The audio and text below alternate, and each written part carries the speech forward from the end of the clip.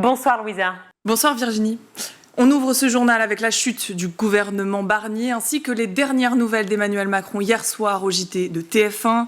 Un nouveau ministre sera nommé dans les prochains jours ainsi qu'une loi spéciale finance à la mi-décembre, loi qui permet le bon fonctionnement de l'État en l'absence d'un budget voté au 1er janvier. Le président a annoncé qu'il mènerait son quinquennat jusqu'au bout, dénonçant, je cite, que l'extrême droite et l'extrême gauche se sont unis dans un front anti-républicain. Les partis politiques ont commenté les décisions du président. Côté PS, Boris Vallaud, président du Parti socialiste à l'Assemblée nationale, s'est exprimé au micro de France Inter. Au fond, l'essentiel, ce n'est pas le président de la République, ce sont les Françaises et les Français. C'est la seule chose qui m'intéresse. C'est pour ça que nous avons proposé un Premier ministre de gauche qui serait ouvert au compromis. Le compromis, ça n'est pas une mauvaise méthode. Nous viendrons avec ce que nous avons défendu devant nos électeurs, avec le nouveau Front populaire, des sujets liés au pouvoir d'achat, liés aux services publics. J'évoquais l'hôpital tout à l'heure. Nous pourrions parler de l'école, des retraites, etc., etc. Et la situation est grave et je ne me préoccupe que d'une chose, l'intérêt des Français. Côté RN, Marine Le Pen postait sur son compte X, je cite, « Nous l'avons dit dès le départ et on n'a pas changé d'avis. Nous nous opposons à un Premier ministre de gauche. Il n'y aura pas de Premier ministre issu du nouveau Front populaire et j'espère qu'Emmanuel Macron en nommera un qui sera capable de parler avec tout le monde. » Marine Tondelier, secrétaire nationale des écologistes, se réjouit que le président ait attendu avant de nommer à tue-tête le nom d'un Premier ministre. Voici ce qu'elle disait sur RMC ce matin. Vous savez, j'ai une attitude responsable. Mercredi, je pense que, comme plein de gens, je me suis dit, dans la situation dans laquelle on est, il faut bouger. J'ai écrit à tous les chefs de groupe, à tous les partis politiques de la majorité et du Front républicain. Qui vous a répondu ? Le savez-vous ? Tout le monde m'a répondu, sauf Gabriel Attal, le chef du parti d'Emmanuel Macron. Donc vous savez, un point plus un point, ça fait une ligne. Emmanuel Macron s'entretient depuis ce matin avec différents partis politiques. Le nom du nouveau Premier ministre devrait être annoncé dans les prochains jours. En attendant cette nouvelle nomination, on fait une pause politique avec la réouverture au public de la cathédrale Notre-Dame de Paris ce week-end.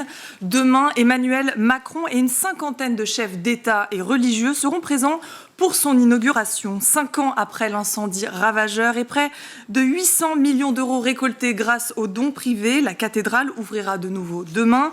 Écoutons les propos de Philippe Jost, le président de l'établissement public Rebâtir Notre-Dame de Paris, qui s'exprimait sur la fierté du travail accompli.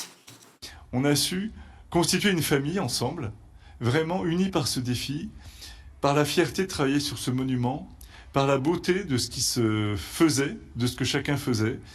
Et au moment où, la semaine dernière, on a tous été réunis pour cette visite de fin de chantier du président de la République, on a vécu, je crois, l'un des plus beaux moments de cette aventure collective, parce qu'on était réunis à presque 1400 dans la cathédrale. Et je peux témoigner de la joie de tous ces bâtisseurs du XXIe siècle qui se trouvaient réunis ensemble. Le programme de l'ouverture et tous les concerts exceptionnels sont à retrouver sur le site notre-dame-de-paris.fr. Et on poursuit ce journal en Haute-Garonne où l'INSEE, l'Institut national de la statistique et des études économiques, révèle une diminution du nombre d'élèves dans les écoles. La dernière étude sur la baisse de la démographie scolaire précise, je cite, qu'en Occitanie, les effectifs scolaires du premier degré baissent depuis 2019, baisse moins prononcée qu'au niveau national.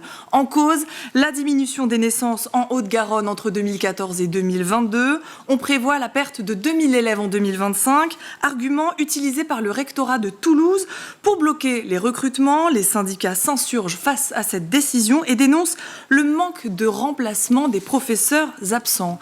Et on termine ce journal au collège Jean Moulin à Toulouse, où des élèves de SECPA ont participé à la création de luminaires à partir de vélos recyclés. Pour allier écologie et orientation professionnelle, les élèves de 3e section d'enseignement général et professionnel adapté ont créé une entreprise avec la ville de Toulouse, mais aussi l'association Cycle-Re, afin de concevoir des lampes grâce à des matériaux recyclés provenant de vélos et de bois de récupération.